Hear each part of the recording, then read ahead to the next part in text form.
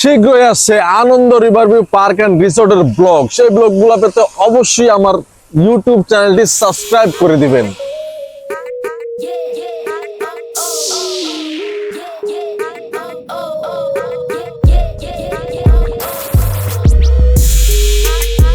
Ananda Riverview park and রিসোর্টের swimming পুলটা কিন্তু অসাধারণ দেখতে, অনেক ভালো লাগছে। আমার কাছে সবচেয়ে ভালো লাগছে কিন্তু এই সুইমিং পুলটা জোস।